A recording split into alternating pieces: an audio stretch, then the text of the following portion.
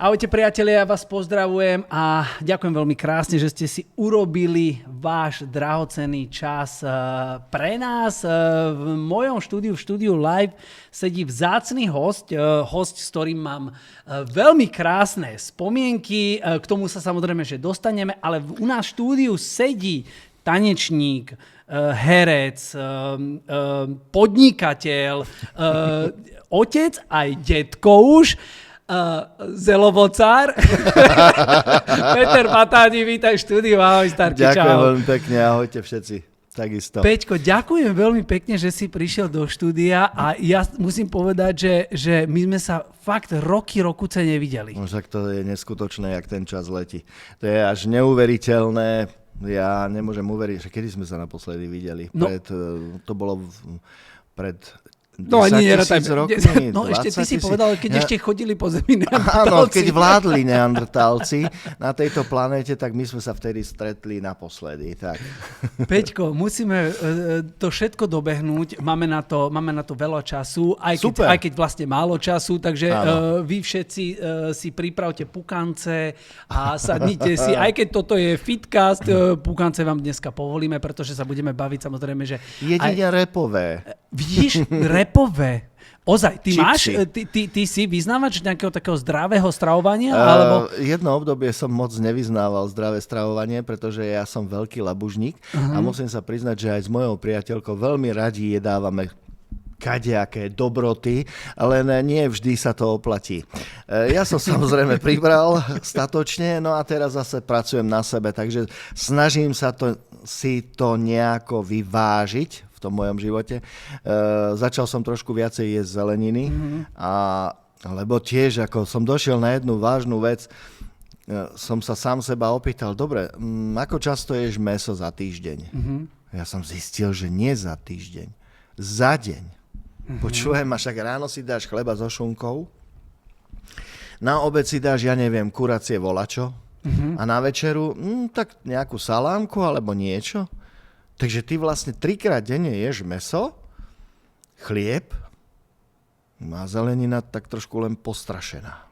Len tak jemnúčko. A ja som sa čudoval, prečo ja priberám, rozumieš? Vidíš? A máš na to odpoveď. Niekedy inak stačí, keď si ľudia napíšu, urobia si zoznam, napíšu si na papier, že čo jedia, a zistia vlastne, že opak je pravdou. No je to katastrofa, ja ti poviem prečo. Pretože všetky tie fantastické salámy, veci a tak, paštety a ja neviem, síry a podobné, ty v podstate ješ za ten deň aj možno 4-5 krát, ani o tom nevieš. A strašné bolo, vieš, čo bolo strašné, keď už sa teda bavíme, lebo však na to si ty odborník a to som veľmi rád.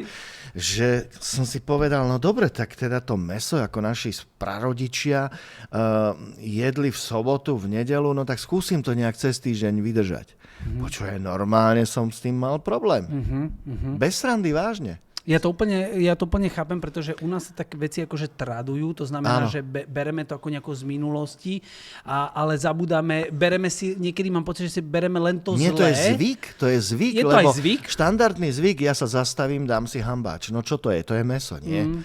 Dám si zase niečo iné, zase je to mäso. Ale v rôznych formách, v rôznych podobách. Ja nie som akože proti mäsu, ale moc toho jem. Tak som si povedal, toto skúsim obmedziť a začal som chudnúť. No vidíš. A pritom jem to mäso.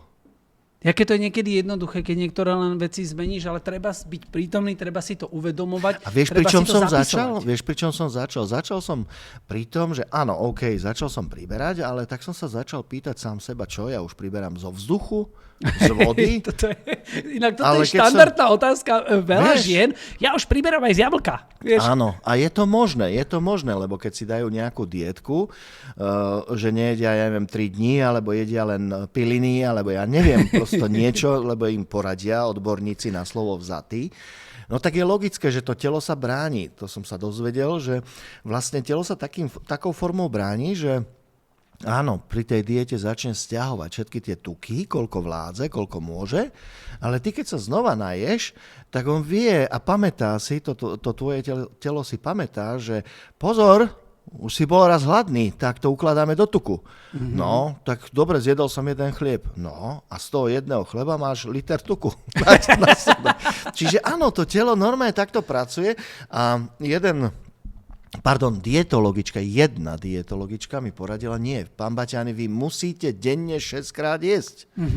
Ale vy musíte vedieť, čo jete. A toto mne teda... myslím funguje to na teba? Áno, ale neočakávaj, že naraz 10 kg na druhý deň, lebo toto je tá... Vieš, ja som bol taký istý, ja som bol nedočkavý, takže za týždeň som chcel mať 10 kg preč. No, nie, to je najprv pol kila, kilo, potom to chvíľu stojí, potom zase, ale musíš zotrvať v tom systéme, lebo nie všetci máme čas cvičiť denne 8 hodín, prosto to nejde. Hej, keď máš kopec stresu, máš kopec týchto vecí, je to vzácnosť. V dnešnom svete je vzácnosť navštíviť teba, je vzácnosť sa o tom porozprávať a ešte si pocvičiť, veď to je fantázia. Ja by som prijal takého človeka, ako si ty, z toho titulu, že ma navedie na to a to sa potom drží. Presne, ja mám, čo sa týka týchto vecí, veľmi krásne spomienky práve na Freddyho Iceyho. Som sa aj chcel dostať, ale počkaj, podrž ešte túto myšlienku, lebo k tomu sa dostaneme. Dobre. Ale len chcem zhrnúť to, že čo si povedal, že na každého funguje nejaký iný kľúč, na niekoho funguje taká strava, také stravovanie. To je super, že ty si našiel ten kľúč na seba. Počúvaj svoje telo. Nastavil si to je úplne perfektné a úplne si povedal svetú pravdu, že nemôžeme nič chcieť hneď. Hneď proste to nefunguje, nejde to ani v biznise, ani vo vzťahu, ani v ničom. Všetko narýchlo je zlé, ak sa povie. Hej? Niekedy akože zlá rýchlovka nemusí byť zlá, pozor. Vždy je to rýchlovka. A k týmto sme premostili k Freddymu Iceymu. Tak to sme teda fakt, Freddy, sorry, to fakt sme premostili, ako sa dá. Premostili k tebe, aby som nezabudol na toto, vieš. Dobre, Ježiš Bože, tak dúfam, že to nebude Freddy pozerať. Ale nie, veď on má absolútne, on je nad vecou veľmi výrazne. Ale dobre, že sme sa k nemu dostali, pretože sa vrátime 40 rokov dozadu, pretože za chvíľočku bude 40. výročie gumených chlapcov, gumkáčov. A ty si... Gumkáčov. A ty si zakladateľ. Spoluzakladateľ. Ja sa musím priznať k tomu, že ja ešte na samý začiatok by som chcel povedať jednu vec. My s Freddym Iceym sme chodili dokonca na základnú školu spolu, boli sme spolužiaci.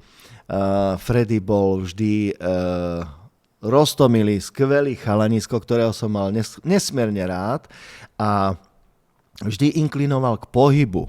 On prosto miloval ten pohyb a to sa mi na ňom páčilo. Ja som bol ten lenivejší. Ja som bol ten lenivejší a taký trošku väčší rebel, ale on mal v sebe vždy taký ten pocit disciplíny a on dosť ako tieto veci. Dokonca sme spolu aj cvičili karate, v tej Rapid. On zotrval, ja nie. No, toto sú tie veci. Ale pokiaľ akože našu dvojicu ťahal Freddy, to v dobrom slova zmysle myslím, tak som sa veľmi dobre cítil, bolo to fantastické a bolo to skvelé. A na tie časy nesmierne rád spomínam, ako sme cvičili Pozdrav slnka, Surya Namaskara. Tak sme, ty si to pamätáš? Áno, to všetko, dýchacie cvičenia, takisto. Keď sme chodili na štadión, ktorý už dnes tam nie je, sme voľný prístup mali, tak sme v kimonách, tam viem, že sneh tam bol a my sme behali bosí a cvičili a nič nám nebolo, boli sme zdraví ako repy. Perfektne. To bolo niečo famózne a čo som miloval na našom priateľstve, my sme sa v jednom kuse smiali. My sme sa dokázali smiať ako blázni a vedeli sme si robiť srandy z kadečoho. No, takže to bolo úžasné. Úžasné. A toto ti vlastne aj ostalo, pretože ja ťa poznám ako stále usmiatého človeka a človeka, ktorý je komedionálne založený. K tomu sa takisto dostaneme, ale my sme načrtli tú tému gumených chlapcov. Gumených chlapci, áno, presne. Tanečná skupina pre tých, ktorí nevedia. Dobre, tanečná skupina. gumení chlapci, no tak ono to vzniklo, kedysi my s Freddym sme sa venovali karate a náš veľmi dobrý kamarát Robert Latigo, s ktorým sme sa kamarátili a býval nedaleko mňa a Freddyho, lebo Freddy vtedy býval na Robotníckej ulici v Bratislave a ja som býval na Sibírskej ulici v Bratislave, tak v podstate tento Robert Latigo aj so svojou sestričkou Gracie odišli do Rakúska a keďže vtedy bola železná opona, pre nás to bolo neuveriteľné čosi. No ale oni nasledovali svojho ocka, ktorý robil v leteckej spoločnosti, takže si ich vyžiadal, aby aj s mamičkou odišli do Rakúska. Ale on potom dostal také povolenie, že mohol navštíviť ešte Slovensko, takže prišiel za nami a my sme sa nesmierne z toho tešili a on nám hovorí, počúvajte, existuje taký tanec, že electric boogie. A ja hovorím, aké boogie, my robíme karate, čo ty trepeš, prosím ťa. A Freddy to isté inak mimochodom. Hej. Ale že je aj taký, že breakdance a to sme ešte ani netušili, že čo to vlastne a tak je. No a nezabudnem na to, ako mi to Robi ukázal vlastne pár takých trikov a ja som pozeral, wow, čo to je, takže mne to Electric Boogie učarovalo. No a venoval som sa aj breaku, ale nebol som v tom tak dobrý, ako povedzme Martin Hindy, alebo alias Mako, presne, jasné. Alebo Freddy, hej, on bol zase neuveriteľne na tú gymnastiku, salta, všetky tieto veci, on bol mrštný a je určite, takže ja verím, že aj o 100 rokov bude, lebo to je môj kamarát a ja mu to prajem. Tak. Áno, je to čerstvý detko. Áno, už patrí do tej kategórie ako ty. Aj vítaj, ty Freddy, v našom klube. Áno, sme šťastní detkovia, presne tak. Šťastní detkovia, tak, ale tak. Ty si veľmi skromný, pretože ty hovoríš o Electric Boogie. Áno. Ty si bývalý majster Európy v Electric Boogie. Áno, majster Európy a tretí na svete. Podarilo sa mi to. Ono to bolo tak, vieš, my sme kedysi tak snívali o tom, čo keby sme sa dostali na nejakú medzinárodnú súťaž. No lenže tu bol ešte ten Ostblok, čiže my sme boli ako tá železná opona a von sa dostať na nejakú medzinárodnú súťaž bolo nemožné. Potom v 18. či 19. roku som absolvoval vojenskú... V 18. storočí. Áno, alebo 19. storočí. V 18. 19. roku môjho života. Ďakujem za upozornenie. Nie, je to dobré. Môže nám niečo ujsť a diváci to pochopia úplne inak. No, tak som nastúpil na základnú vojenskú službu, lebo vtedy 2 roky si museli ísť na vojenskú službu. A Freddy samozrejme tiež. No a po vojenčine som si povedal, že tento sen si idem splniť a jednoducho idem súťažiť v tejto disciplíne Electric Boogie. No a tak čuduj sa svete, najprv to bolo v Grácii, majstrovstvá Rakúska, tam som získal prvenstvo. No a takto som potom išiel na tú Európu, potom som išiel na ten svet. Ale musím povedať jednu veľmi dôležitú vec, že ešte predtým som možno 2 roky absolvoval tieto majstrovstvá a nezískal som nič, len som sa dostal do semifinále. Lenže, ako sa vraví, ja som v tomto taký dôsledný a snažím sa vydržať v tom, čo robím a idem krôčik po krôčiku, čo je veľmi dôležité. Tak som makal na sebe tie 2 roky a aj keď som ten úspech nezožal taký, aký som chcel, tak som na tom pracoval, až sa mi podarilo potom to, čo sa mi podarilo. Čiže nebolo to hneď, aby si ľudia nemysleli, že takto som prišiel, takto som vyhral, takto som odišiel. Dnešná mládež si to už dneska tak predstavuje, že 2 roky neviem si ani predstaviť, že by niekto dneska 2 roky musel na niečo čakať a makať. Dneska chce všetko, hneď, za týždeň, za 2 týždne, každý chce byť majster sveta. Tak takto. V prvom rade základom toho všetkého bolo vedieť jednu vec. Byť seba kritický do takej miery, aby som si vedel povedať, že tak mám na to, nemám na to, bol tam niekto lepší, nebol tam niekto lepší. Mohol som sa na to pozrieť, ale ja som ten najlepší, mne to patrí a prečo to ja nemám. Hej? Ale mohol som zhodnotiť situáciu, že naozaj tam boli aj lepší. Čiže je logické, že som videl tých lepších, uznal som tých lepších a potom som si povedal, dobre, tak už viem, v čom je tvoje čaro, prečo si dobrý a skúsim byť aj ja približne tak dobrý, ak nie lepší. Peťko, keď sa bavíme o tom, to je zhruba 40 rokov teda dozadu, alebo 38 rokov dozadu plus minus. Tak, každopádne je to naozaj... CCA. Je to CCA. Cirka. Je to takmer celý môj život dozadu, keď to tak zhrniem. Keď ty už si bol majster Európy, tak ja som ešte plával otcovi v gulách, vieš. Ale nevadí. Všetko má svoj čas. Áno, všetko má svoj čas. Kde si ty bral vlastne, lebo to je taká doba, inšpiráciu? Kedy... Nie, že aj inšpiráciu je jedna vec, ale že však niekto ti to musel ukázať, prizná to ten pohyb. Ako, vieš, dneska máme proste množstvo informácií, internet. No vtedy tieto informácie neboli. Neboli ani kazety, nebol dostupnosť. Boli. Ale myslím s obsahom. Videokazety boli a boli aj videá, ale nie v každej domácnosti. My sme mali šťastie, že Fredkov bratranec Boris mal ocka, ktorý robil v zahraničnom obchode a tak ten videorekorder si priniesli domov a samozrejme on potom tie kazety ako si nosil a my sme chodili k nemu, pozerali sme to, učili sme sa z toho, čo sme videli. My sme sa neučili, že sme mali lektora. My sme netušili absolútne, ako sa čo robí, ale hľadali sme to. To boli nekonečné hodiny pred zrkadlom. Každý deň sme makali minimálne 8 aj 10 hodín. My sme vlastne sa ani nedalo povedať, že koľko hodín sme v skutočnosti trénovali denne, pretože keď to nebolo pred zrkadlom, tak si kráčal a premýšľal si nad tým pohybom. Ty si vlastne stále bol v pohybe. A toto bolo to úžasné. Známe to helikoptéry, to nikto z nás nevedel, ako sa to robí. No absolútne nikto z nás to netušil, že prosto ako sa v skutočnosti robia tieto helikoptéry. Ale chceli sme na to prísť, videli sme to, študovali sme to, dávali sme to pomaličky, bod po bode, jeden obrázok za druhým na tej videokazete, aby sme tomu porozumeli. Ale teraz, vieš, ty si v tom pohybe a ty musíš nielen ten pohyb správne spraviť, ale ešte aj rozanalizovať, či v tom pohybe si správne. Prosím ťa, tu ma napadá hneď jedna vec. Áno. Koľko zranení bolo pri tom, keď ste sa to učili? Lebo nespočetne. To musí byť nespočetne veľa. Ako to bolo úplne bežné, že sme mali chrániče. Ty si mal permanentku v nemocnici? Nie, ale my sme to takto neriešili. My sme to tak brali, že my sme si od fotbalistov zháňali tie postreky také, vieš, čo schladzujú, ako tie rany a tak ďalej. Ale hlavne my sme to ako nebrali. Pre nás bolo dôležité dosiahnuť ten cieľ a pracovať na tom. Takže my sme necítili bolesť ani zranenia. To prosto, my sme išli. Nás to bavilo, nás to tešilo.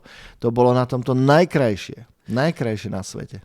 Vznikla tanečná skupina historická, Gumení chlapci. Prosím ťa, ako vznikol názov Gumení chlapci? No, neviem, či ti to Freddy hovoril, ale... Niečo mi spomínal.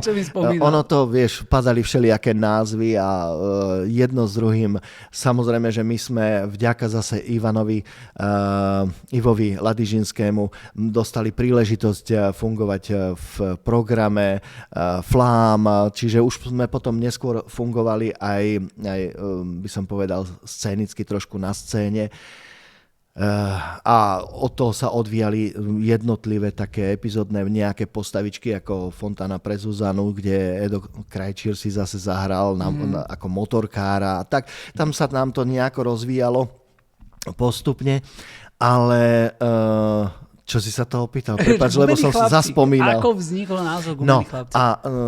Anglické názvy v tom období neboli moc vítané, pretože ty, keď si chcel ísť aj do nejakého programu ako tanečník, tak si museli ísť cez nejakú previerku, cez nejaké skúšky. A to robil Slovkoncert. My sme tam prišli, museli sme sa predstaviť, že sme taká skupina, venujeme sa tomuto tancu, no ale vieš, v tom období nebolo možné robiť electric boogie ani breakdance. To však to je propaganda západnej kultúry, to nešlo. Takže sme si vymysleli, že my po vzore Sovietskeho zväzu sme ako vojaci mrštní a dokonalí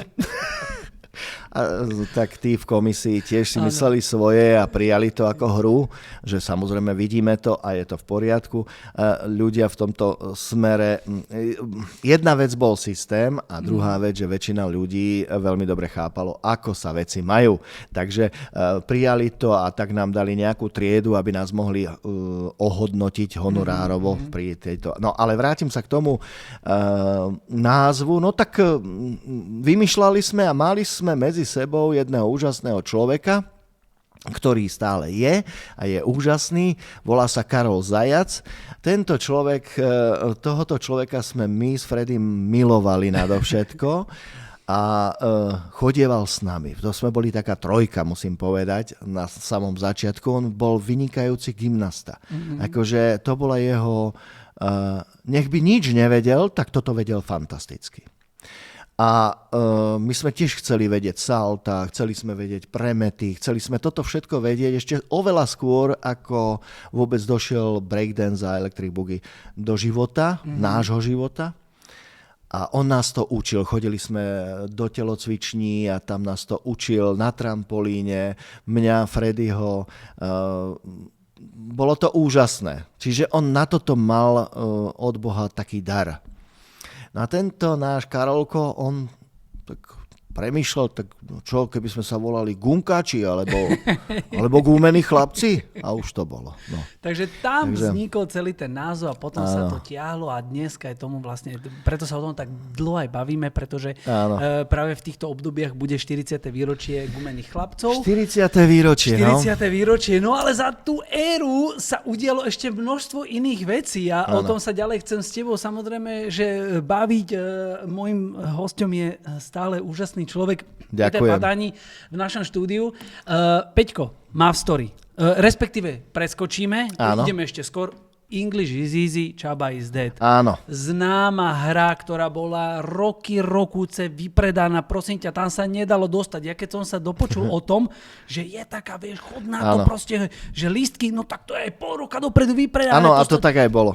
Rady stáli, obrovské rady, to sa nedalo tam dostať. Proste ja dokonca musím povedať, že ja som mal tú česť hrať. Akože nemal som tam mal som tam scénku, ale ty si pamätáš, že ja som tam vlastne s vami hral, bol som taký fantom, akože kulturista, keď ešte áno, som cvičil. Presne tam sme, áno. Síce ani jedno slovo som nepovedal, ale bol som s vami na stage. Pre mňa to je historický moment. Áno. Ale nebudeme o tom rozprávať. English is easy. Na to som skoro Csaba zabudol. Vidíš? Máš pravdu.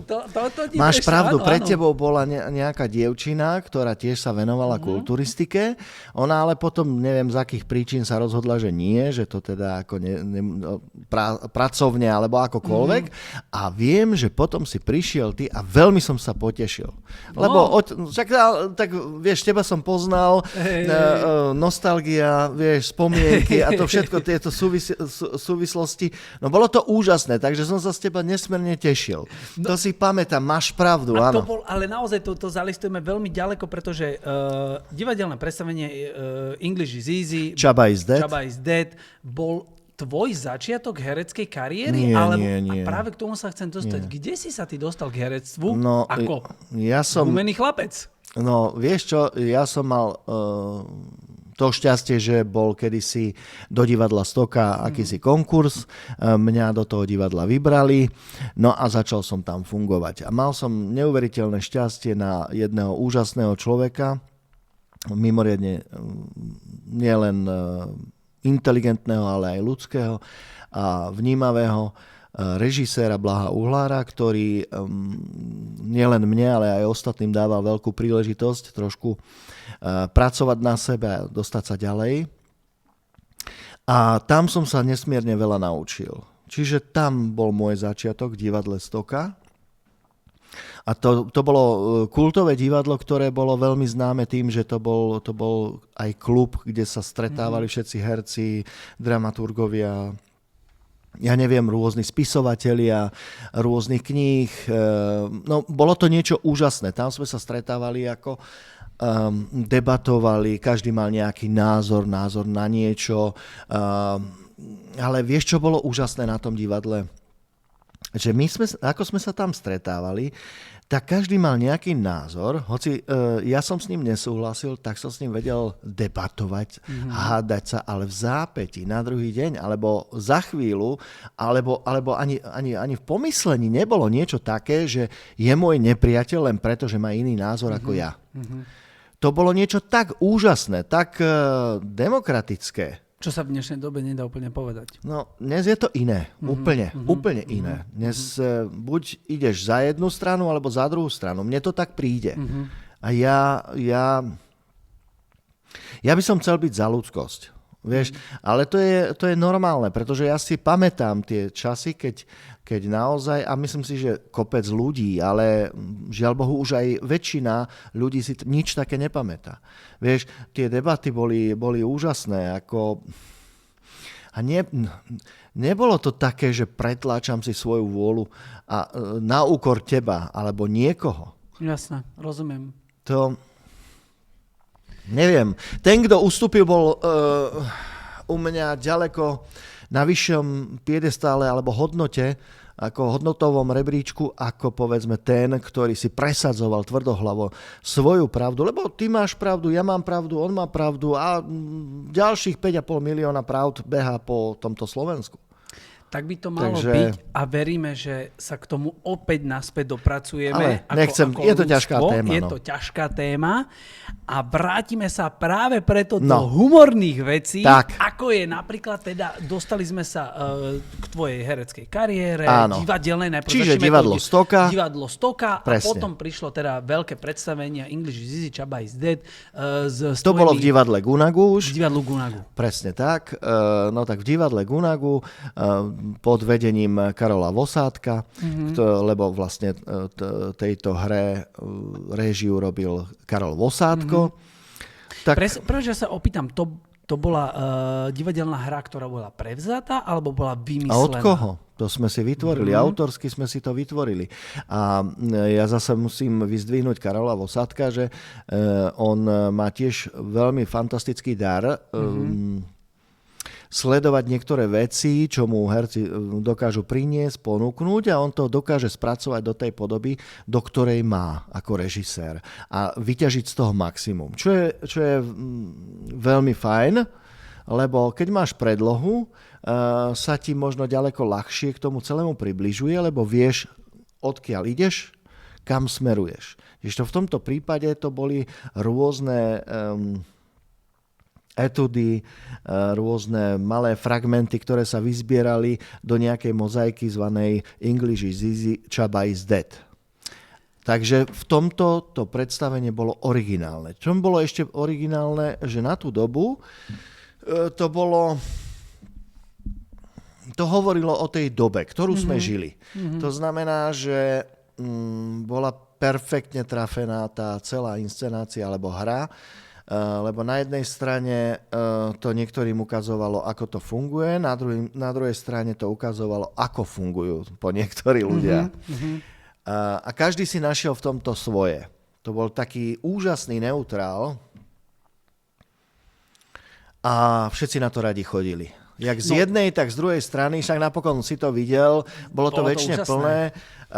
Pol roka dopredu naozaj tie lístky nebolo možné zohnať.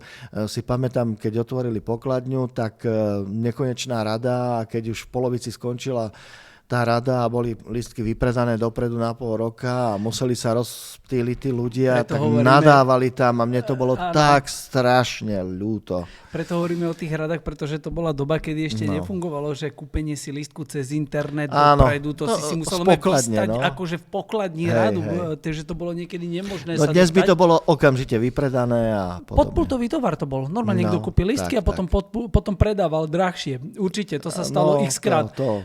Verím tomu. Peťko, koľko rokov sa hral English is easy? English is easy vznikol v roku 2000 a hrali sme ho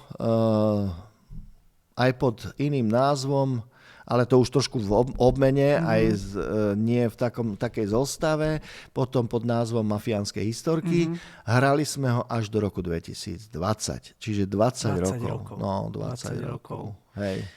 Postava 20 banána. rokov, človeče, ty kokšo. Čo? Teraz ti to došlo, čo? Fúha, no, teraz mi to došlo. No, Že? to sme hrávali takto dlho. Jak sme to krásne zhodnotili.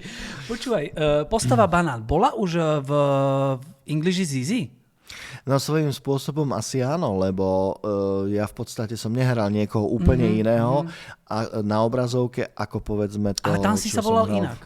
A tam som sa volal, tuším, Robi, či ako, áno, tak nejako, ja už si to ani nepamätám. To sa Ale pýtam, Robi, že- áno, Robi som sa Robi. volal. Čiže preto sa pýtam, že tam si ešte nebol Áno. banán. Banán prišiel až z Mav Story. Áno, prišiel až s televíznym seriálom Mav Story a vtedy sa vytvárali takisto názvy, mená, kto by sa ako mohol volať a keď sa ma opýtali, no dobre, a ty sa ako budeš volať? No, banán. Prečo ťa napadol banán? No pretože každého napadne banán. A potom mi samozrejme začali Musím kolegovia. povedať, že náš kameraman Dominik ťa má strašne rád. Vážne? Ale neznáša banány. No vidíš to, nevadí. On nezie nič, kde je banán. Preto keď si povedal, že každý miluje banány, tak hneď ma napadol. Každý pozná banán. Každý pozná. A Áno, o to je to pravda. išlo. No a potom mi hovorili, že kolegovci, že ty, ale nebudete vadiť, keď ťa budú všetci volať banán. A ja hovorím, no vieš čo, nie, pretože každý vie, ako sa volám. Volám sa banán. Keď mu poviem, že sa volám Peter Baťáni, tak no na čo? Tak ma volaj banán. Priatelia ma volali Baťko, hej. Ale to boli priatelia, ktorí vedeli, ako ma volajú. No a pre širokú verejnosť, jasné, banán, nazdar. Dobrý deň, pán banán. Vybavené. Počkaj, do dnešného dňa si stále pán banán, keď niekde prídeš? Nie, už sa to posunulo. Áno? A musím povedať, že Na Margit. tak nie, Margit, to je tiež zaujímavá vec. Dostaneme sa. No, to je tiež zaujímavá vec, že keď povedzme ma stretnú, tešia sa, už vedia moje meno dokonca, tak je to celku príjemné, teším sa spolu s nimi. Snažím sa s každým komunikovať, ne vždy je to na dobrú vec, lebo dnes je už tá doba iná, ako bola kedysi. Som zistil, že keď sa s každým bavíš, nie každý je slušný, nie každý je povedzme Empaticky? nielen empaticky. No, ľuďom chýba v dnešnej dobe no, to empatia. je jasné, Pýtajú sa to je ťa na základ. veci, ktoré by som sa To by nevadilo, ale vieš, že taká tá hranica slušnosti, že ja prídem k tebe, povedzme, tak ťa pozdravím. V prvom rade, keď už ťa mám rád, tak chcem vedieť aspoň, ako sa voláš. To je taký úvod. Možno potom ťa oslovím slušne a potom, keď mi venuješ ten čas, budem za to vďačný, poďakujem sa ti a idem ďalej a môžeme mať krásny dialog. Ale sú ľudia, ktorí povedzme aj toto všetko vedia, ale hľadajú spôsob, jak z toho vyťažiť. A je úplne jedno čo. A dnes je doba, by som povedal, takej, že reklamy. A každý chce byť, alebo drvivá väčšina chce byť obeťou reklamy, alebo produktom reklamy. A to znamená, je jedno, za akých podmienok sa dostanem do nejakého média. A teraz nemyslím televízneho média, ale povedzme nejaké tlačoviny alebo sociálne siete. Môžeš sa mi aj vykadiť na hlavu, len aby to všetci videli, aby o tom rozprávali a už vôbec nezáleží na tom, či negatívne. Lebo tam mi tá krivka ukazuje, že je o to veľký záujem, takže píšu, nadávajú mi tam, plujú na mňa, grcajú s prepáčením. No a to znamená, že to je môj úspech. Čiže super, ja som spokojný, je to zlá reklama, vy sa pridávate, na mňa grcáte a ja som spokojný. A aj zlá reklama, aj reklama. No, tak to ľudia berú. Áno, presne tak. Ale to je stratenie úplne nejakých hodnotových rebríčkov alebo niečo, čo by malo byť. To znamená, že mňa by to malo mrzieť, keď niekto na mňa kýda alebo správa sa ku mne nejak neúctivo, alebo neslušne, alebo sa nevie vyjadriť. Vieš, ja môžem urobiť video, ktoré mne príde vtipné a niekomu to nemusí prísť vtipné. Ja to všetko beriem. Ale nemusí mi tam nadávať a vyjadrovať sa úplne jak kočiš. No lenže to je jeho vizitka. Lebo už sa to naučil niekde inde. Niekde inde ho ogrcali, s prepáčením za výraz. A teraz začneme grcať všetci na seba, až budeme jedna ogrcaná krajina. Neviem, čiže aj nie sme. Takže, vieš, čiže zákazom týchto sietí sociálnych sietí. Nič nevyriešiš. Nič. Ale naopak, len toto dopoviem, prepáč. Práve naopak, ľudia si musia jeden od druhého uvedomiť, že čo vlastne chcem. Chcem vyzerať ako totálny primož? Vieš, dnes môj osobný názor je, že v prevahe je taký názor, že nič neviem, ale som na to patrične hrdý. To je úžasné. S tebou v tomto súhlasím absolútne. Dnes je pretlak informácií, pretlak influencerov, pretlak výživových poradcov, teda hovorím o svojej pretlak. Buď mám pocit, že buď sú teda tréneri, výživoví poradcovia, mentori, životní poradcovia, alebo barberi. Ešte aj to je ďalšie. Áno, aj tých je kopec. Aj tých je kopec. Ale samozrejme, všetkým držíme palce. Jasné. Dôležité je povedať, z môjho pohľadu, tak ako existuje vodický preukaz na automobil, mal by existovať aj na sociálne siete, pretože ľudia sa nevedia správať na sociálnych sieťach, majú pocit, že demokracia znamená, že ti môžem hneď napísať a povedať čokoľvek, lebo mám na to právo. Ja by som povedal, že toto nemôžeme váľať len na tú sociálnu sieť. Ja si myslím, že to by sme sa mali pozrieť na celý systém, ktorý je. A ten zvyšuje napätie. A je to úplne jednoduché. A prečo? Keď poviem, ja som bol mladý, tak som nerozmýšľal nad tým, kde budem bývať, pretože to bývanie, tomu som sa dostal, za to, že som bol mladý a som sa dostal. Nemusel som si brať 200 tón hypoték, aby som mal jednu posteľ a izbičku 4x4 metre. Dnes je doba veľmi neistá a ľudia znervozneli. A preto si myslím, že ľudia sa začali správať tak, ako sa začínajú. Začína byť obrovská závisť, pomaličky prechádza do nenávisti a to všetko zvyšuje napätie v spoločnosti. Na jednej strane môžeme hovoriť, že je tu strašne veľa ľudí, čo nemá čo do úst, nemá za čo zaplatiť si elektrínu a na druhej strane papajú zlaté krevety. Čiže by som povedal, je to v obrovskej nerovnováhe a ťažko ja, poviem príklad, môžem očakávať, že to bude fajn, keď ja budem vedľa teba ako pri hladnom človeku jesť všetky druhy jedla a ty sa máš na mňa pozerať a usmievať. Vieš, čiže toto nie je o ničom a o nikom inom, len o nás, o ľuďoch, jeden k druhému. A pokiaľ to nepochopíme, tak budeme tak na tom, ako v tom praveku, keď som ti hovoril, že tí neandertálci, kto koho uloví a zožerie. Presne tak to bude. No. A ja som aj rád, že sa bavíme... Prepáč, prehoďme list. Áno, prehodíme list, ale ja som rád, že sa bavíme aj o tomto, lebo je... Nevadí? Nie vôbec... My si v našom fitcaste môžeme rozprávať čokoľvek chceme. To je inak úžasné na tom, že sa môžeme baviť o čom ale chceme. Ale vidíš, ako som slušný?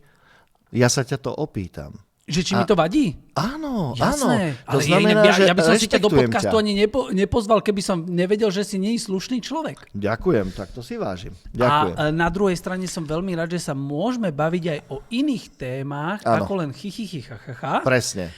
Pretože my chceme ľuďom odozdávať nejaké informácie, nechceme im možno naše postoje, možno naše názory. Aj naše postoje, aj naše názory a ja si ťa ako človeka veľmi vážim. Ďakujem, a ja si vážim teba. Ďakujem, takto sme si nahodili a to by sme to inak aj mohli ukončiť aj z domov, ale ešte ľuďom povieme, lebo dali sme si, vieš, že teraz sme 2 metre mali, domčo zväčšie kamery, trošičku. Nie, to je slušnosť, to je slušnosť. Ale aby sme sa dostali ešte k takým tým veciam, čo určite ľudí zaujímajú.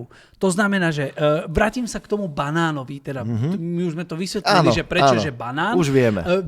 Vieme, že ľudia ťa stále ešte tak aj oslovujú a poď sem, urob vtip. Hej, prídu niekedy za tebou ľudia, že poď sem, banán, urob vtip. Nie urob, zahraj vtip. Zahraj vtip.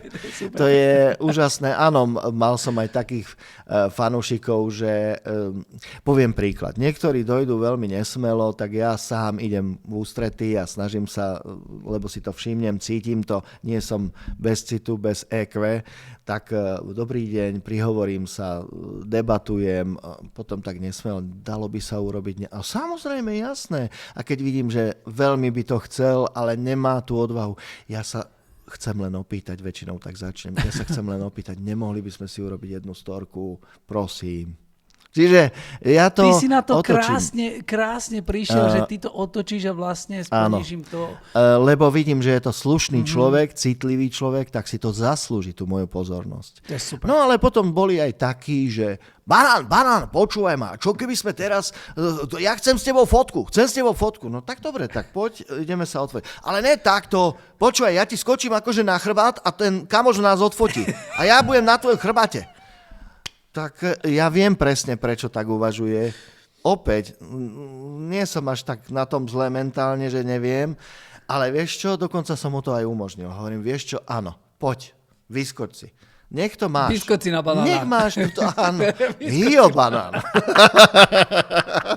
Nech to máš, nech ti urobím radosť. Možno ti to raz dojde. Peťko, ale krásne si začal s tým akcentom takým Áno. mafiánskym. Prosím ťa, to si sa učil niekde, alebo to ti tak proste prišlo, že toto si povedal, že v tomto sa cítim dobre, toto mi ide. V istom proste. období života nebolo problém to spozorovať kdekoľvek na ulici Áno. a načítať si tieto postavičky.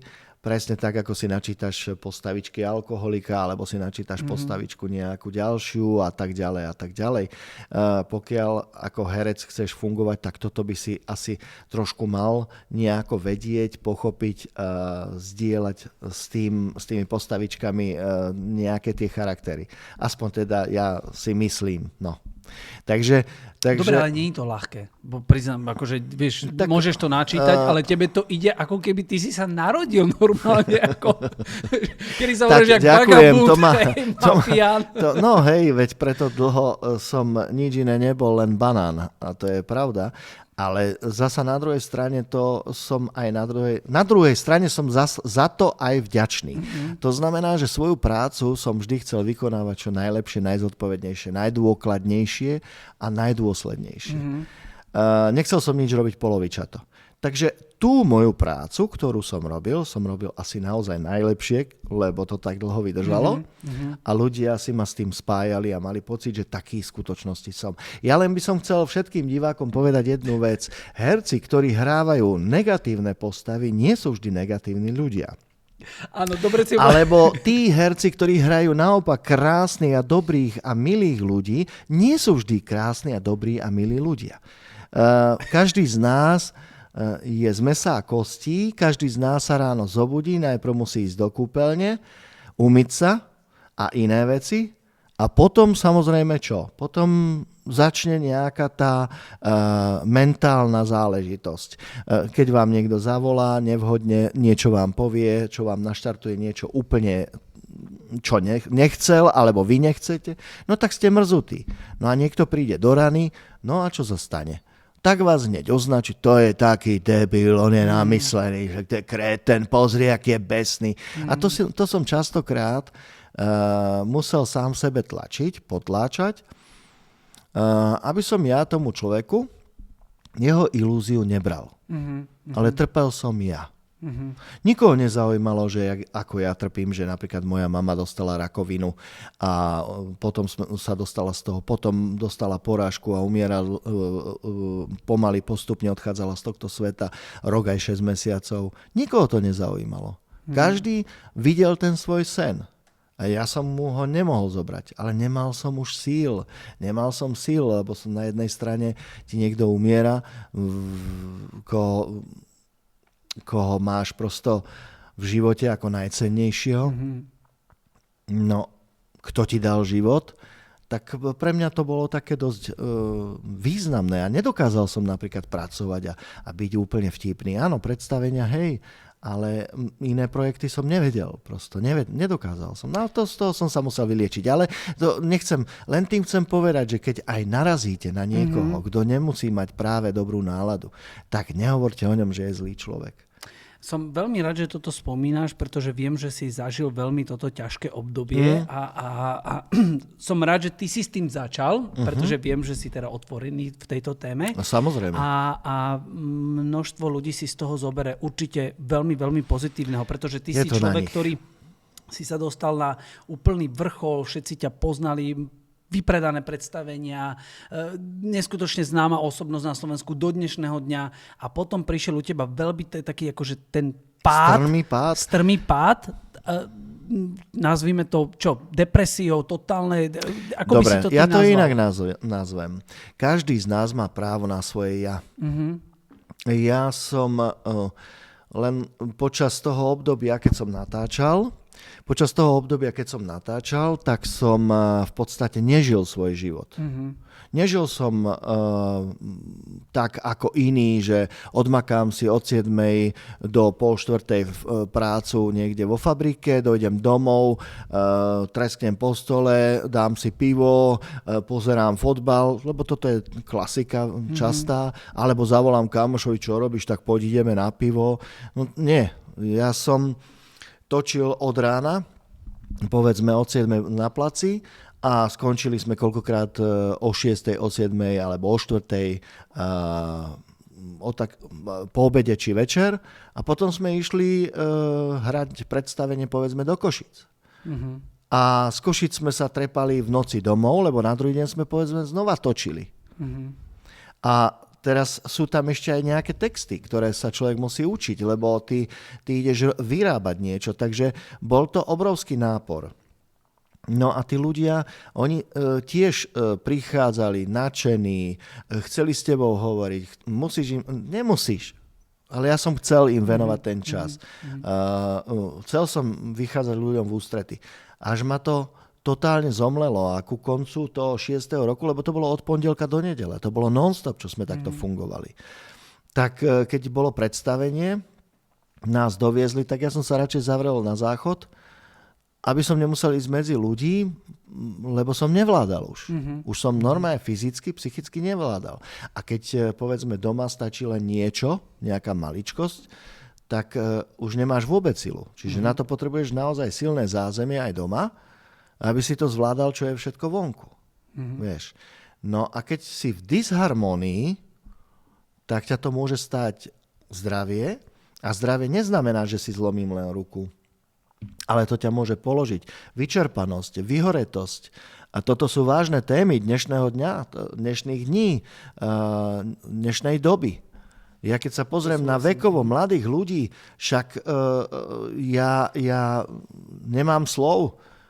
83 robot na to, aby on chudák zaplatil si svoju hypotéku a izbu 4x4 metre a jednu posteľ. A to ešte nemá žiadnu rodinu, to ešte nemá ženu, lebo prečo by mohol mať? Jak to neutiahne. A potom, kedy by sa stretávali, to je ďalšia vec. Dostal si sa ty teda v tvojej kariére do stavu totálneho vyhoretia? Áno, áno. Dostal som sa do totálneho, to bolo v podstate ku koncu môjho vzťahu s ex-manželkou Dagmarou, kde v podstate po, neviem, x rokoch som sa dostal do situácie, keď to je jedno z akých príčin, to prestalo spĺňať tú funkciu, ktorú malo. A do toho vlastne ešte choroba mojej matky a iné starosti, mrcha ťažoby, potom úmrtie matky, no a to sa tak nakopilo, to všetko sa tak brutálne nakopilo a tá vyčerpanosť, ktorá ešte bežala a dobiehala vlastne z tej práce, že ja som jedného dňa nevládal. Prosto normálne som nevládal, okrem toho, že som už mal pocit, že nech čokoľvek robím, tak nejde to. Vieš? No ale najprv som si hovoril, tak ja neviem, asi už to všetko nemá zmysel. A ono to potom tak prichádza, vieš, tak postupne, že máš pocit, že si tu navyše, že to je zbytočné a ja neviem čo. Potom telo ti odpovie presne na tvoj vnútorný stav rôznymi tónusmi, reakciami, vnútornosti takisto a telo ti vypovie službu, takže zrazu jedného dňa nervový systém povie, stačí, lež, nepôjdeš nikam. A tráp sa tu potichučky a hotovo. Ty si sa som veľmi rád, že sa na túto tému bavím, pretože ako si povedal, je to dosť už častá záležitosť mnoho ľudí. Brutálne častá. Že ľudia sú vyhoretí, vykapaní a to nemajú ani z polovice toho, čo niekto má.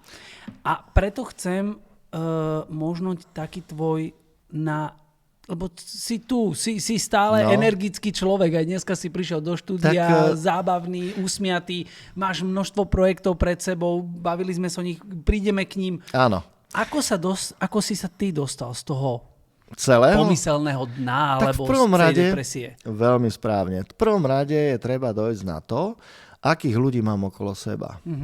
To znamená, či je to v súkromí, či sú to priatelia, kolegovci a tak ďalej.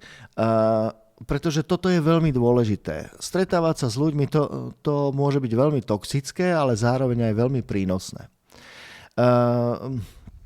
My počas nejakého nášho snaženia, povedzme nejakej 7-ročnice, keď to tak mám povedať, že za tých 7 rokov máme kopec priateľov, s ktorými sa zoznámime, máme neviem čo ďalšie a tak ďalej, tak počas tých 7 rokov sa na základe nášho nejakého charakteru v tom období vytvárajú priateľstva, ktoré zodpovedajú presne tomu stavu, v ktorom si v tom danom období.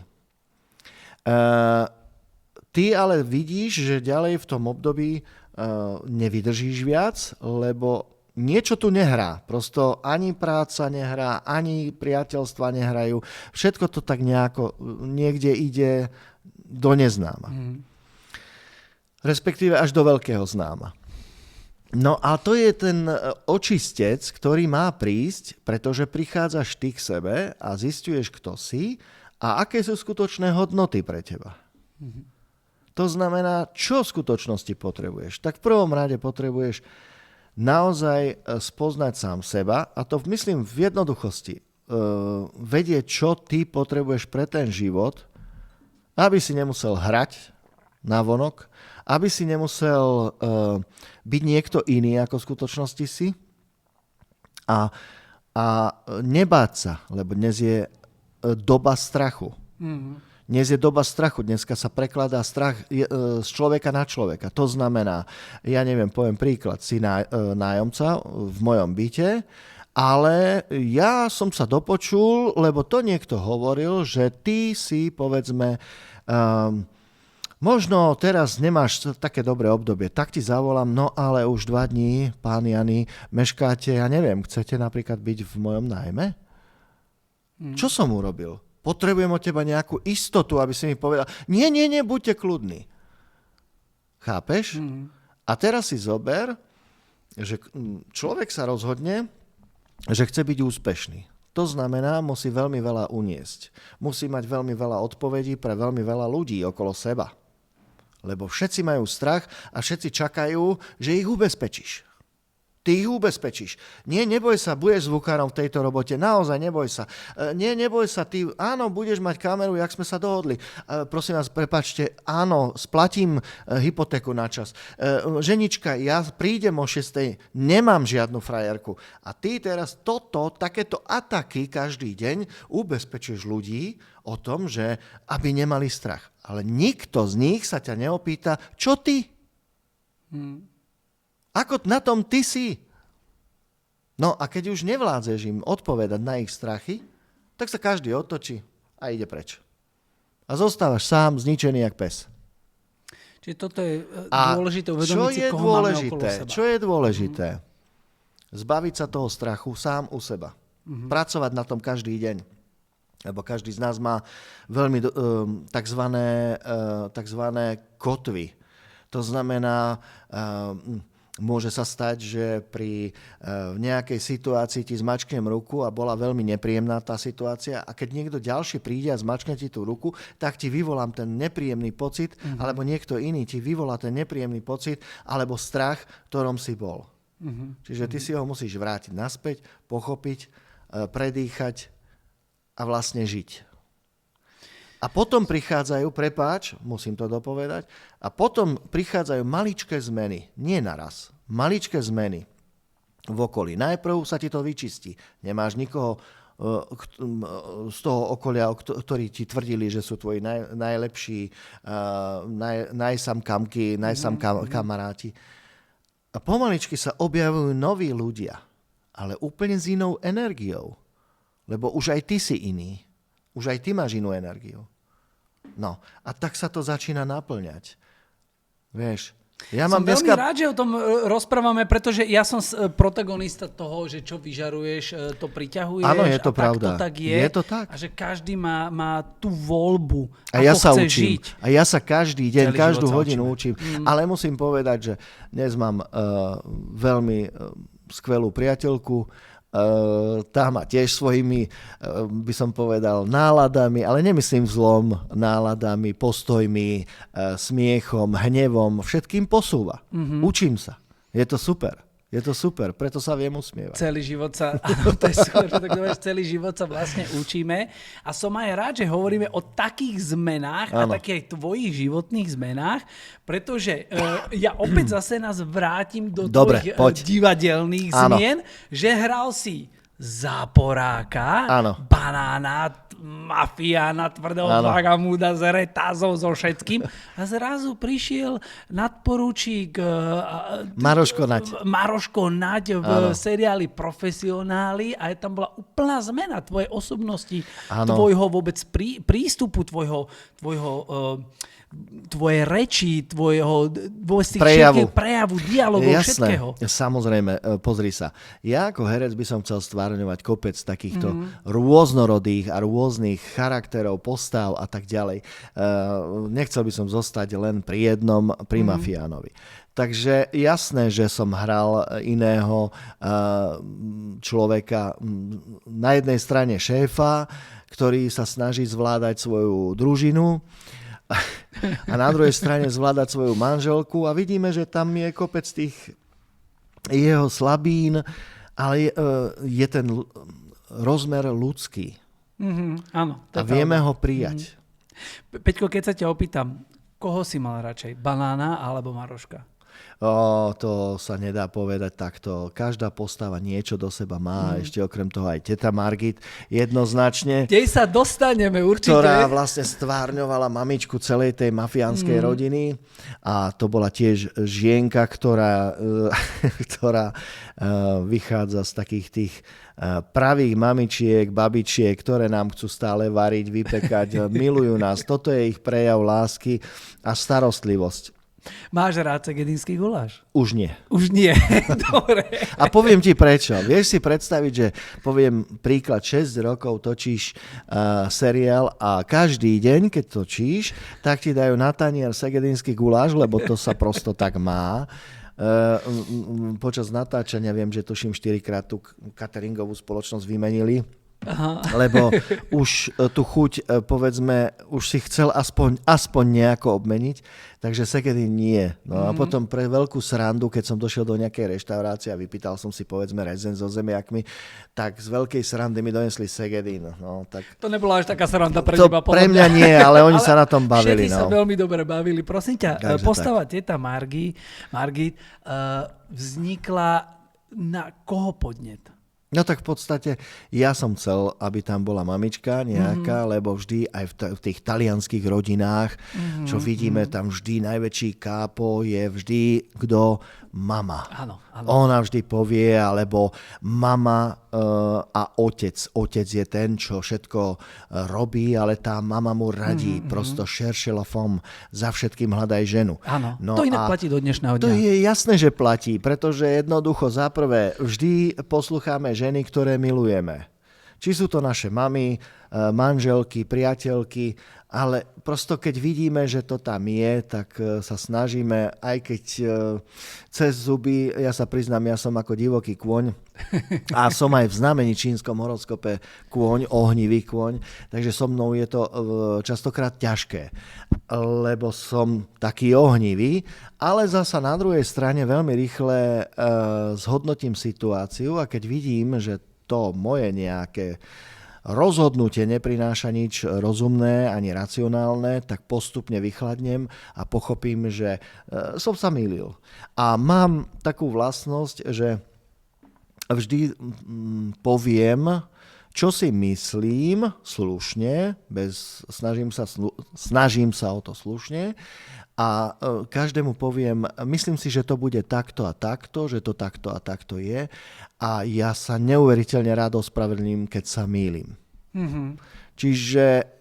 To je inak zvláštne počuť, že si to niekto takto prizná, že vie to o sebe takúto vec povedať. Vieš, mám istý pohľad na vec a ja si ten pohľad poviem nahlas.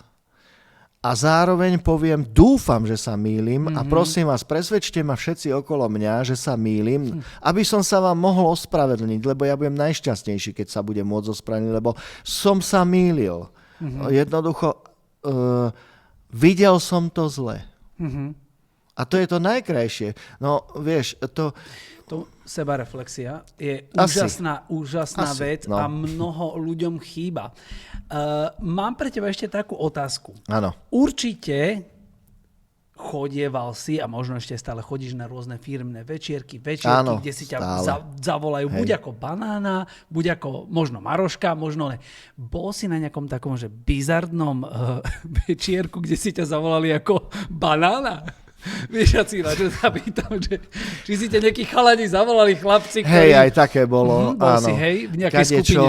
Ale to som nevedel, vieš, lebo v podstate ono to je tak, niekto ti zavolá, viete, my by sme mali záujem a tak ďalej, všetko oficiálne a zrazu prídeš a nechápeš a čuduješ sa tomu všetkému. No áno, zažil som také, boli kadejaké situácie a potom sa pýtaš sám seba, že koľko ešte asi 20 minút, dobre, potom akým spôsobom odtiaľ to sa dostaneš. Áno. Čiže tak. No. Takže mal si množstvo určite týchto zážitkov, ktoré boli asi, povedzme, že príjemné, aj keď možno... Ale boli aj príjemné stretnutia s ľuďmi, ktorí mi v tej chvíli vedeli buď niečo rozumné a skvelé povedať, dokonca pre mňa veľmi prínosné. A to je dodnes, ako sa môžem stretávať s ľuďmi a teším sa z toho. Vieš, ale zároveň chcem povedať, že krásne, napríklad sa mi stalo také, že bol som v nákupnom centre a vidím taká babička pri tom pulte a usmieva sa na mňa a hovorí, dobrý deň. A ja vidím, že sa usmieva tiež, hovorím, dobrý deň, zdravím vás. A tak ma poznám, milá pani, všetko tak presne, ako som ti popísal. Išiel som k nej a hovorím, no tak čo, urobíme fotku? A ona, nie, podaj mi kompotík, tam je hore. Takže aj toto je krásne a milujem to. To je super, to je perfektné. Vieš. Chcel som ti povedať, že daj mi nejakú príjemnú a zábavnú story z tvojho života alebo z tvojich predstavení, ktoré sa stali. Babička si zobrala ten kompot, dala si ho do košíka, pozdravila sa, ja som sa poďakoval a ona išla. A ja som mal krásny deň, lebo sme niečo spoločne zažili.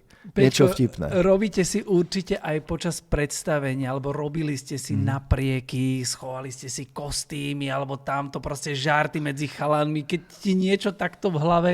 Vieš čo, rozmýšľam, ale aj lovím v pamäti, ale toto takto nejako asi nie, ale samozrejme situácie ako povedzme, keď si vzadu a zabudneš vybehnúť a kolega musí pokračovať ďalej. Bez teba. A bezo mňa, tak to je dosť zložité. A počuješ, ako zvyšuje hlas a už nevie, ako výrazne a dôrazne má dať vedieť, že kde si a ten moment prekvapenia, že do čerta, že ja som tam už mal byť. Nabehneš a ten jeho výraz, že kde si bol, vieš, ale usmievame sa. Ale niekedy to sú tie najlepšie scény. Ale áno. Tie scény, akože naozaj všetci ako diváci potom v divadle milujeme. Tak. Čo robí dnes Peter Padáni? Čomu sa venuje? Množstvo ľudí ťa už nevidí na obrazovkách. Áno. Vidíme to teda v tých reprízach, keď opakujú story profesionálov. Pozeráme si internety, pozeráme si rôzne na sociálnych sieťach. Ty funguješ na sociálnych sieťach. Áno, výrazne. Teda pod svojím menom, takže kto by chcel, tak nájde si tam.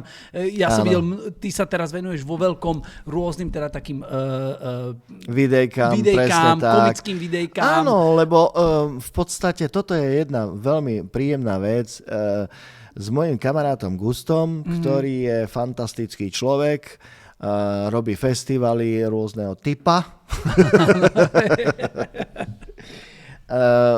Prosto sme sa rozhodli, že si budeme robiť radosť z času na čas, keď nás niečo napadne, natočíme nejaké tie videjka, aby mali na to možnosť ľudia reagovať, či už pozitívne alebo negatívne. To už je na každom z tých ľudí.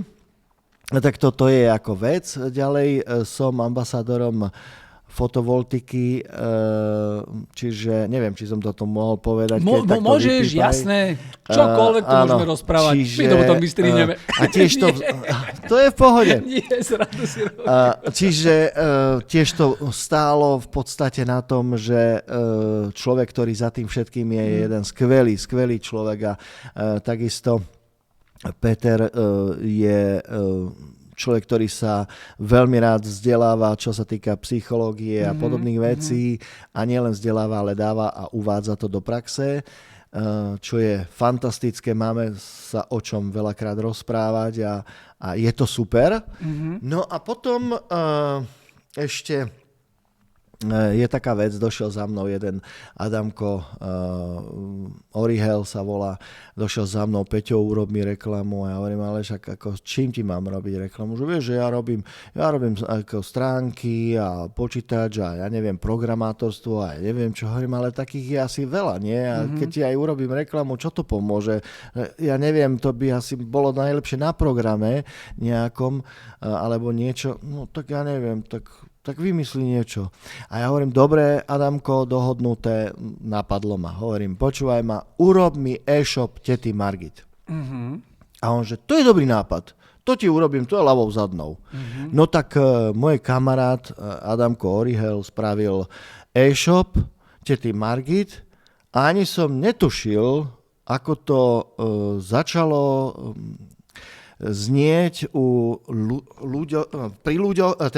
ľudí, ktorí sú okolo mňa, že celkom zaujímavá myšlienka, teraz náplň, aká takisto veľmi zaujímavá, jednoducho osloviť ľudí, ktorí niečo produkujú, niečo vyrábajú, niečo hodnotné na Slovensku, malých, stredných podnikateľov, ktorí nemajú možnosť sa tak presadiť. A vlastne tá reklama alebo propagácia pod strechou tety Margit umožňuje týmto firmám dostávať akúsi možnosť cez ten e-shop sa odprezentovať. A nielen odprezentovať, ale aj predávať. No a myslím si, že to rôznymi videami, ktoré tam samozrejme budú a uvádzať jednotlivé spoločnosti či výrobcov, môže celku dosť výrazne pomôcť. Takže veľmi krásne toto priniesol Adamko. Neviem, môžem spomenúť? Jasné. IT King, prosím vás, prepáčte, lebo ja som mu ešte neurobil reklamu. Tak toto je ten správny moment. Poď, urobíme mu reklamu. Áno, môžem? Áno, poďme ísť do toho. Tak Adamko Orihel, keď chcete ľudia, prosím vás, pekne nejakú stránku urobiť alebo niečo s počítačom, tak IT King, hej, oslovte ich a oni vám urobia naozaj super stránku alebo e-shop alebo čokoľvek. Oni mne urobili takéto čosi, teda konkrétne Adam. A musím povedať, že sa z toho nesmierne teším. Lebo takže to je tvoj nový projekt. To je môj taký projekt, ktorý chcem rozbehnúť. To znamená, si predstav, od západu Slovenska až po východ Slovenska. Je to, no a tento Peťo Šuraba, ten je zase fantastický obchodník, ktorý vie presne, ako tieto veci uložiť, ako ich presne nastaviť, aby tí ľudia boli spokojní, aby to malo nejakú odpoveď. No a ja som zase od tej reklamy a propagácie. Však ako, a ty manažuješ vlastne tetu Margit. No a ja, áno, teraz je v šatníku tam odložená do tašky, som jej povedal, nech tam čaká, ona tam čaká. Takže, čo sa týka reklamy a vlastne takého združovania sa a nachádzania sa jeden v druhom a v tvojej práci, v mojej práci a pomáhať si jeden druhému, tak nejak si myslím, že je dosť správna vec. A toto by som chcel do budúcnosti a toto už sme začali. A nie len by som chcel, ale chcem to, lebo tak mi to Peťo povedal, že musíš to povedať v prítomnom čase. Chcem to a robím to. Perfektné. A my ti všetci držíme palce. Ďakujem. A ja ďakujem veľmi pekne, že si našiel čas. Ja ďakujem. A je to krásne sa stretnúť zase opäť s ľuďmi, ktorí majú tú dobrú a správnu energiu. A chcel by som pozdraviť aj Freddyho Ajsio, aj Ivana Ladižinského, aj Maka a všetkých by som chcel pozdraviť na Slovensku, tak to boli moji kamaráti, aj ešte stále sú. Ale dobre, že si to doplnil. Ešte stále sú, ak som na niekoho Edo Krajčír, ak som na niekoho zabudol, tak to len preto, lebo je krátkosť času, ale pozdravujem všetkých na Slovensku a sledujte tohto ďábla. Hej, Janyho, pretože naozaj chalanisko vie, čo hovorí, vie, čo robí to už niekoľko rokov a za ním je nejaké zázemie a hlavne ľudia, ktorí tomu rozumejú. No a prepáč ešte raz. Gratulujem ďakujem ti tebe, krásne. tvojej ctenej a lepšej polovičke za nádherný dar, ktorý ste dostali od vyššej moci, dcérku, takže veľa zdravia, šťastia, radosti a lásky, to je dôležité. Peťko, neskutočne si to ďakujem a poviem aj doma Prosím, polovičke, áno. aj Fredkovi, aj všetkým. Áno. Dnešným mojím hosťom, priatelia, bol úžasný človek, tanečná Ďakujem. legenda, herecká legenda, skvelý človek naozaj, ktorý som veľmi rád, že sme sa mohli porozprávať nielen o tých výšinách, ale aj o tých pádoch a ako odtiaľ, lebo to je veľmi dôležité. Život je plus a mínus. Presne ako hovorí, život je plus a mínus a niekedy ľudia chcú len rozprávať o tom, aký som úžasný, skvelý a veľmi málo kto vie priznať, že proste áno, dá sa ísť aj dole z toho stropu, vždy máš kam padnúť. Takže ďakujem ti veľmi krásne za tvoju skúsenosť. Určite ľudia si v tom nájdu to svoje. Ano. My vám prajeme krásny večer, krásny deň, krásne ráno. Ja už len dodám, prepáč, ľudia, keď máte pocit, že padáte, to nie padáte. Vy prichádzate do iného levelu a tam sa stretnete s novými ľuďmi, ktorí vám pomôžu žiť ešte lepší život, ako ste žili predtým. K tomu ja nemám absolútne čo dodať. Ďakujem veľmi pekne. Ja Peter ďakujem. Patani. Ahojte. Ahojte.